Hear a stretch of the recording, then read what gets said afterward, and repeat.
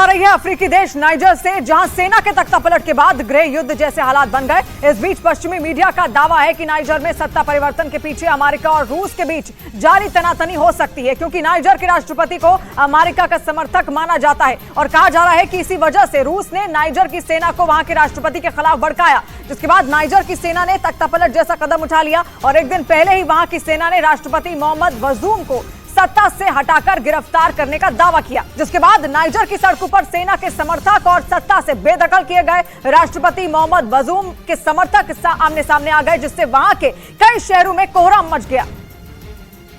क्योंकि तख्ता पलट के बाद नाइजर के कई शहरों में आग लगा दी गई। राजधानी नियामे से सामने आई तस्वीर में देखा कि सेना के समर्थन में सैकड़ों लोग सड़कों पर उतर आए और उन्होंने पूरे शहर को जला डाला।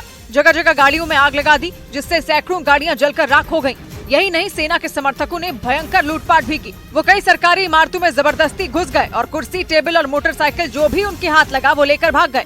इस दौरान एक इलाके में गुस्साई भीड़ ने महिलाओं पर हमला कर दिया, जिसके बाद वो महिलाएं अपनी जान बचाने के लिए भागती नजर आईं। लोगों ने कई कारों में जमकर तोड़फोड़ भी की, जिससे नाइजर में करोड़ों की संपत्ति को भारी नुकसान पहुंचा। लेकिन वहां सेना के तख्तापलट करने के बाद पश्चिमी मीडिया ने इसके लिए रूस को जिम्मेदार ठहरा दिया।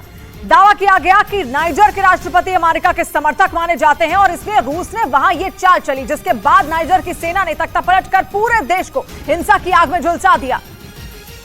और फिर सेना के समर्थन में सड़कों पर उतरे लोगों ने राष्ट्रपति मोहम्मद बजूम के पार्टी दफ्तर को आग के हवाले कर दिया, जिसकी वजह से वहां धुएं का गुबार छा गया। भीड़ ने वहां खड़ी कई गाड़ियों को भी फूंक दिया। पश्चिमी मीडिया ने इस बवाल के पीछे रूस के होने का शक जताया। इस बात की तस्दीक राजधानी नियामे से सामने आई एक तस्वीर ने भी कर दी, जिसमें सेना के समर्थन में उतरे लोग नाइजर के झंडे के साथ रूसी झंडा भी लहराते दिखाई दिए।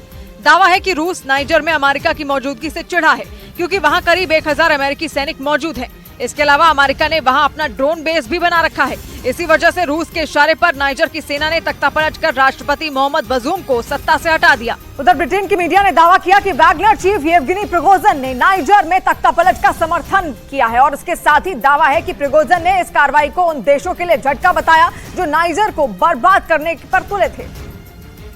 और ब्रिटेन की मीडिया ने इस दावे के लिए प्रिगोजिन के एक ऑडियो का हवाला दिया। खबर है कि वैगनर ग्रुप से जुड़े एक संगठन के नेता से प्रिगोजिन ने बातचीत की, जिसमें उन्होंने नाइजर में तख्तापलट को जायज ठहराया। उनके मुताबिक ये कार्रवाई उन देशों के लिए करारा जवाब है जो नाइजर पर कब्जा करने की फिराक में थे। दावा है कि उन देशों के दबाव में आकर ही नाइजर के राष्ट्रपति मोहम्मद बजूम ने देश के हालात खराब कर दिए, जिसके बाद वहाँ की सेना ने उन्हें सत्ता से बेदखल कर दिया। हालांकि पश्चिमी मीडिया इसके लिए रूस को ही जिम्मेदार ठहरा रहा है।